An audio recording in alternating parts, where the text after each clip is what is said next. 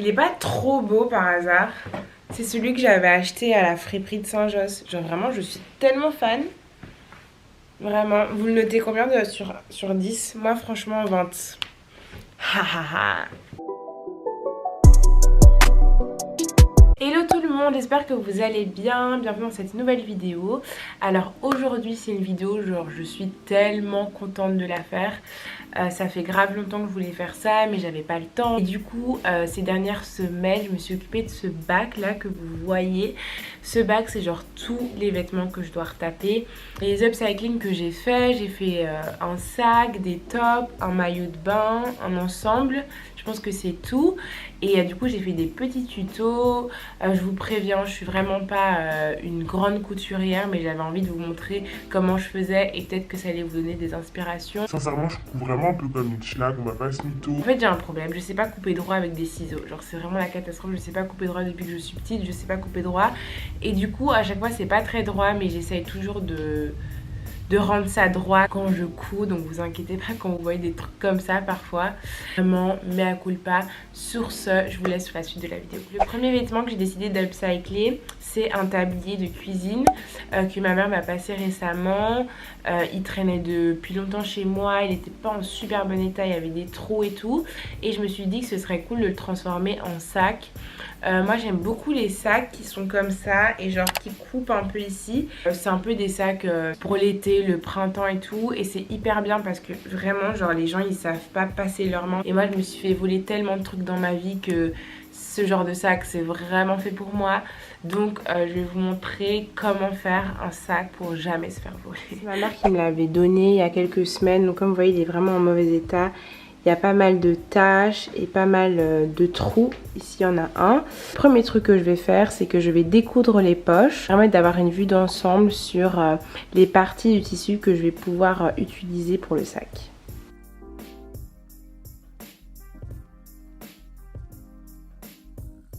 Là, comme vous voyez, j'ai décousu la poche.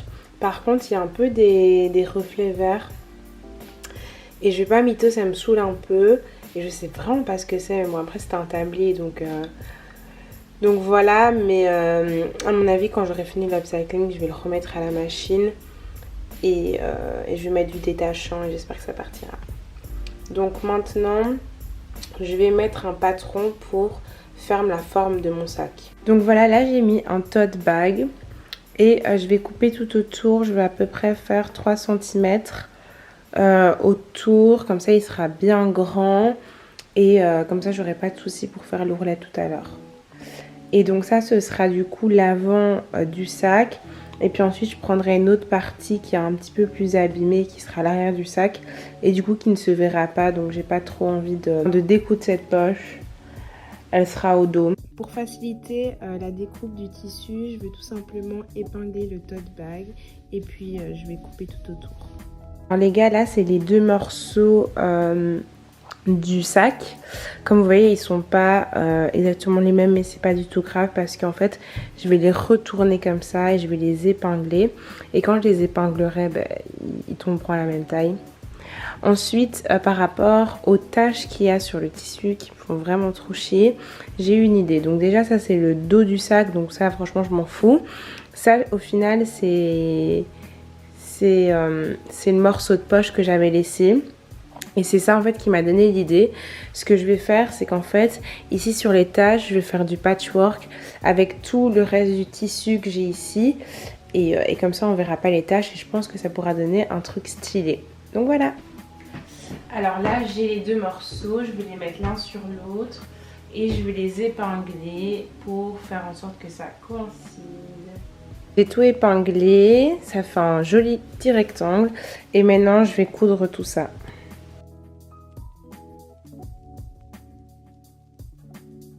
Finalement j'ai changé d'avis, ça ce sera l'avant du sac parce que cette partie je l'aime vraiment bien. Donc ce que je vais faire maintenant c'est que je vais utiliser tout mon tissu pour faire du patchwork. Je sais pas si je vais faire avant et arrière, à voir. Et voilà. Alors je sais pas si vous voyez mais du coup là c'est l'avant du sac et j'ai mis plein de petits carrés. Bon là il était déjà là mais voilà j'ai mis plein de petits carrés et je vais tout coudre maintenant. Je vais mettre du fil blanc et je pense que ça va bien donner. Après avoir cousu tous les morceaux du patchwork, je vais prendre la lanière du tablier et celle-ci va devenir la lanière du sac.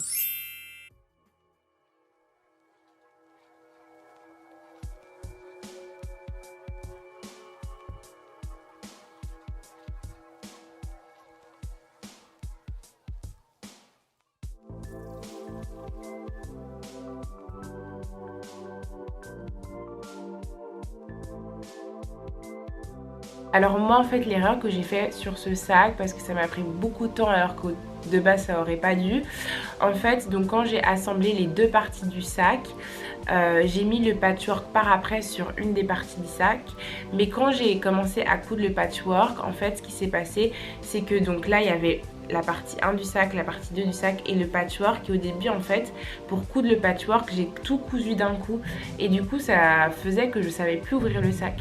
Donc si vous voulez faire un sac dans ce style là avec du patchwork, je vous conseille de d'abord faire une phase du sac, coudre tous les patchworks, donc puis après tu l'assembles avec l'autre partie et ça sera 1000 fois plus simple. Alors les deux prochains upcycling, une copine à moi m'avait donné il y a quelques temps 2 t-shirts col V qu'elle avait acheté chez Zara il y a des années, qu'elle mettait plus, du coup elle me les a filés.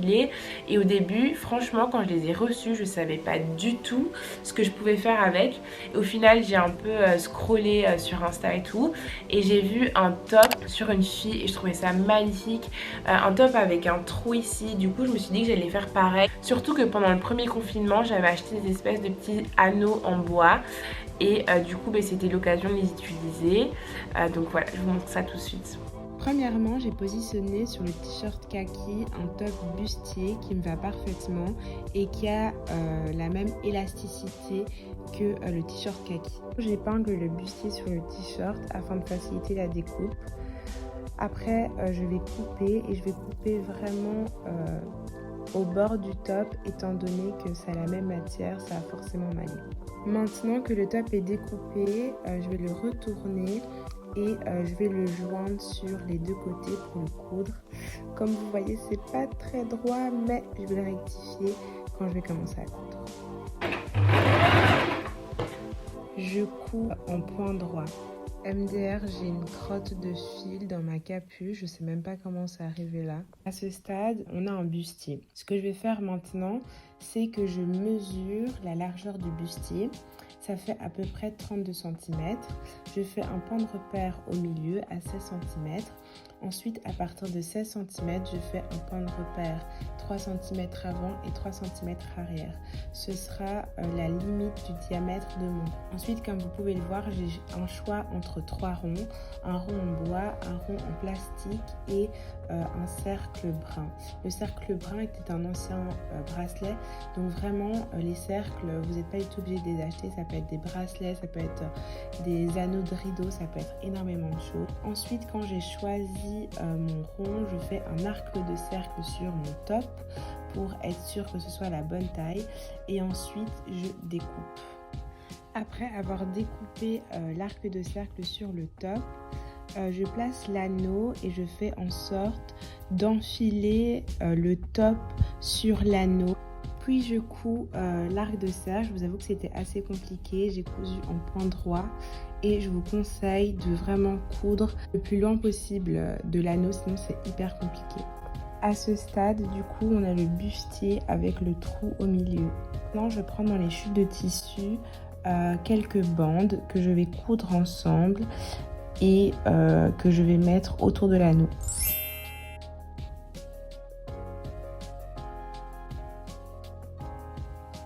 Maintenant le deuxième t-shirt col V, celui-là franchement j'avais aucune idée vraiment. Et en fait ce que je fais parfois quand j'ai pas trop d'idées, je scroll sur Pinterest, sur Instagram et sur des sites internet de marques que j'aime bien. Donc là j'ai été sur le site de Paloma Wool et en fait j'ai vu un top où sur le top il y avait un col V. Donc je me suis dit vu que j'ai un t-shirt col V, autant optimiser ce col. Et du coup ça a donné un trop beau top, vous allez voir. Premièrement, j'ai fait un point de repère entre la manche et le reste du t-shirt. Ensuite, j'ai tracé à la latte un trait des deux côtés. Puis j'ai posé un top dessus qui me va parfaitement pour voir si la largeur c'était ok et ça l'était plus ou moins. J'ai coupé tout autour. Après, j'ai pris un autre top qui a une longueur que j'adore et je voulais que ce top ait la même. Donc, je les ai superposés et j'ai coupé en dessous. Puis, je me suis attaquée au haut du top. À partir du haut du top, j'ai mesuré à peu près 2 cm et j'ai tracé un trait à la craie dans la largeur du top et ensuite j'ai coupé. Donc là, comme vous pouvez voir, c'est le t-shirt qui est devenu un rectangle avec le col V. Donc maintenant, je retourne le t-shirt et je vais tracer à peu près à un tiers du t-shirt une ligne droite et ça va être mon dos nu en fait. Donc là, j'ai mis l'envers de la partie 1 du top contre l'envers de la partie 2 du top et je vais coudre les deux côtés. Ensuite, il faut faire des ourlets au bout du top et au niveau du dos nu. Maintenant, j'ai l'arrière du top en face de moi et je vais m'attaquer aux bretelles. Je vais faire un ourlet sur chaque bretelle d'à peu près 2 cm de large. Avec les chutes de tissu, j'ai fait une ficelle avec la technique de la paille. Je vous montrerai plus tard comment on fait. Et je vais passer cette ficelle entre les ourlets que j'ai fait sur le haut des bretelles du top.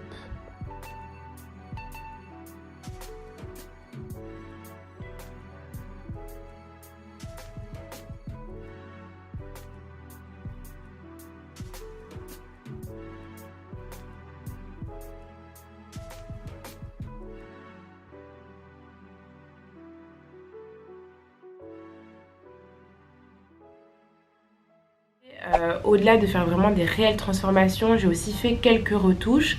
Donc j'ai retouché un pantalon en lin qui était hyper grand pour moi, que ma mère m'a filé. Et en fait il est hyper beau parce qu'il est vraiment ultra large, il est un peu taille basse. Et donc je l'ai resserré. J'ai pas fait la technique que je fais d'habitude où je fais le triangle derrière. Donc voilà, là je vais vous montrer une nouvelle technique.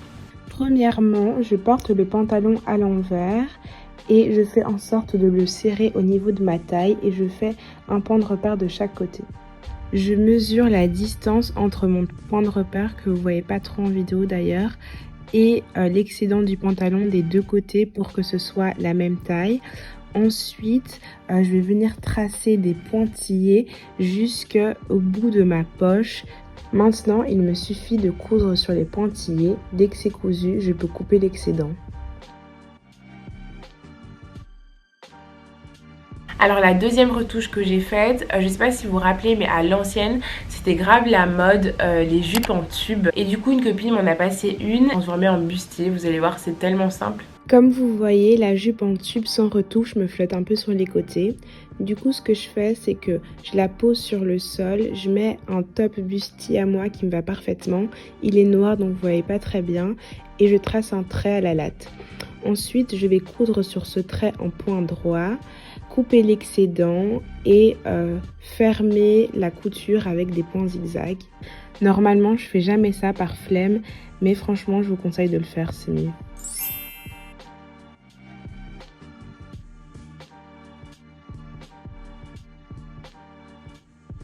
Vous avez vu, c'est hyper simple. Au début j'avais envie d'écrire un truc en strass et j'avais quelques petites idées. Au final j'ai laissé comme ça. Quand je vais me lasser, je vais écrire un truc en strass, mais pour le moment j'avais envie de le laisser comme ça. Donc voilà. Le prochain truc que j'ai transformé, c'est une robe hyper 70s que j'ai acheté justement vintage 70s. Donc c'est une fripe au kilo, je vous en ai déjà parlé. Je vais vous mettre l'adresse à l'écran. Et donc j'avais acheté cette robe vraiment genre 3 balles, un truc comme ça. Et les motifs, je les aimais trop, mais la forme de la robe pas vraiment. Au final quand j'ai essayé la robe, je la trouvais super jolie, mais je me suis direct dit que j'allais jamais la mettre comme ça. Donc je l'ai transformée. D'abord je l'ai transformée en un top et je me suis inspirée d'un top Paloma Wool pour la forme du top. Et pour le reste aussi parce que j'ai fait un trou au niveau ici dans le top. Vous allez comprendre dans une seconde. Premièrement, je retourne la robe et en fait là je tilte et je me rends compte que l'envers de la robe en fait il est super beau et je trouve même peut-être un peu plus beau que l'avant parce que je trouve ça un petit peu plus sobre. Et du coup ce que je fais c'est que je vais couper les manches. Ensuite je vais mettre un top qui a une longueur qui est parfaite. Je vais couper en dessous et sur les côtés. Du coup j'ai coupé les manches et le bout de la robe et du coup là ça fait un top avec le col qui baille comme ça. En fait j'ai changé tous mes plans par rapport au top, donc de base ça devait être le devant avec le col tombant, mais finalement j'ai pas envie. Donc ce que je vais faire c'est que je vais couper ce col et faire un dos normal quoi, comme ce top là je vais vous montrer. Je vais faire un dos classique hein, comme ça, un dos droit. En coupant le haut du col tombant, il y a quand même un excédent de tissu, du coup je vais faire 2 pinces. Donc là je les ai pliées des 2 côtés. Vous allez voir le rendu, c'est pas extraordinaire, mais c'est le derrière, au fond c'est pas la mort. Maintenant je coupe un petit cercle sur le côté de mon top. Ensuite je vais épingler ce cercle et je vais le coudre. Alors voilà, j'ai fait le trou, comme ça je trouve déjà ça très beau, mais j'avais quand même envie de mettre un élastique autour. Donc tout simplement, maintenant je vais faire la bande qui va passer dans le petit trou. Ici j'ai laissé ouvert. Qui lui dit que sa chemise est à l'envers, MDR? Bref, là je vais couper 2 bretelles que je vais coudre du vrai motif parce que par la suite je vais les retourner. Je ne vous montre pas encore maintenant la technique de la paille pour retourner la bretelle, encore un peu de patience, sorry. Mais par contre là clairement j'ai découpé des bretelles beaucoup trop courtes, donc je vous conseille de couper des bretelles entre 20 et 25 cm et au pire si c'est trop long après vous couperez. J'ai retourné mon top pour pouvoir passer la bretelle. Je vais mettre une épingle à nourrice pour pouvoir la passer dans tout le trou. Ensuite, je fais un nœud et le tour est joué.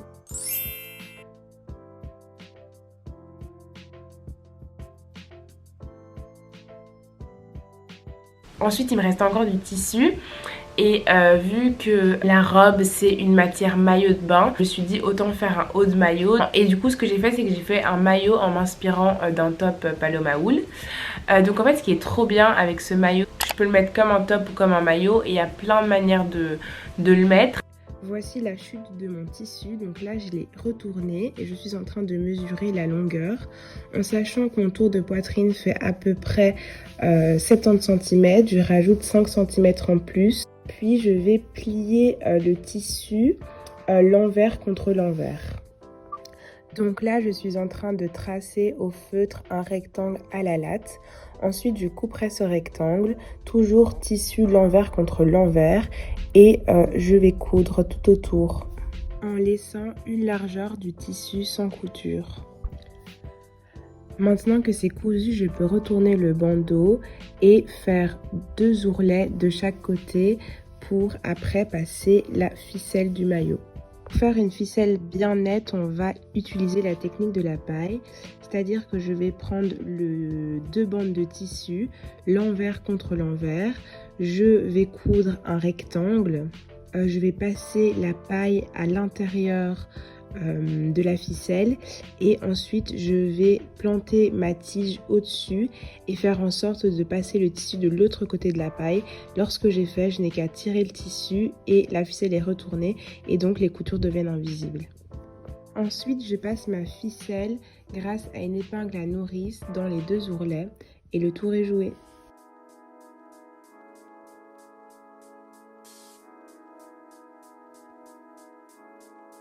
Il y a plusieurs manières de le faire, mais aussi j'avais vu une photo sur Insta d'une meuf avec un maillot motif et elle avait un cercle ici. Pour faire ceci, j'ai fait 2 bretelles avec la technique de la paille.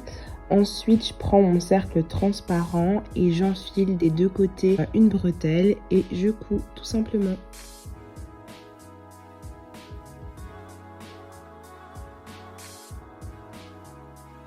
Vous avez vu, j'ai aussi fait une bande avec un trou et je trouve ça ultra joli. Et trop bien là, c'est qu'avec une seule robe, j'ai fait un top où j'ai retourné la robe et j'ai fait un maillot qui peut se transformer en top et que je peux aussi transformer en des tops différents en jouant avec les lanières et tout. Donc je trouve ça hyper chouette.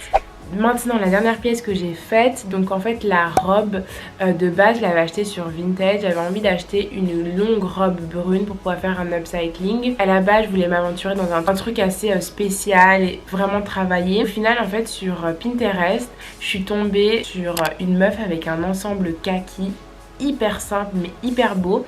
Et je me suis dit que j'allais faire pareil. Donc c'est ce que j'ai fait. Premièrement, je coupe le haut de la robe. Ensuite, je prends un bustier qui me va parfaitement et je le mets sur le tissu. Ensuite, je coupe tout autour. Puis, je vais coudre sur les côtés et faire des ourlets. Après ça, je m'attaque à la jupe. Je vais mettre une jupe qui me va parfaitement à la taille. Je la mets dessus et je vais couper tout autour. Ensuite, je vais coudre pour fermer la jupe et faire mes ourlets. Au niveau de la taille, je vais faire un ourlet que je ne vais pas complètement fermer. Ainsi, je vais passer un élastique que j'ajuste à ma taille grâce à un point de repère. Lorsque j'ai coupé l'élastique, je mets une épingle à nourrice et je le passe dans l'ourlet à la taille. Et voilà! Comme vous avez vu, c'est hyper simple et je trouve qu'avec les Sontiac ça donne trop bien. La vidéo touche à sa fin, j'espère vraiment que ça vous a plu. En tout cas moi j'ai adoré faire cette vidéo. Comme vous voyez, moi j'ai pas des compétences de fou en couture, mais j'essaye et plus j'essaye, plus je m'améliore. Et vraiment tout est possible, hein. Moi comme je dis toujours, la couture c'est arrivé comme ça dans ma vie il y a... Enfin, c'est arrivé dans ma vie, j'abuse tellement. Mais genre, je veux dire, je me suis intéressée à ça il y a à peu près 1 an. Et grâce à ça, ben, ça ouvre tellement les champs des possibilités. Dans le sens où, typiquement, le pantalon lin que j'avais, si je savais pas coudre, ben, j'aurais pas pu le resserrer, j'aurais pas pu le mettre. Il serait resté dans l'armoire de ma mère pendant des années pour rien, tu vois. Et ça permet de travailler la créativité, la curiosité en cherchant des inspirations et tout. Donc voilà, j'espère que ça vous a plu et que ça va peut-être vous donner envie d'apprendre à coudre. Et voilà, je vous embrasse, à très vite. La prochaine fois, je m'attaquerai au reste du bac pour faire d'autres upcycling. Gros bisous! Ciao, ciao!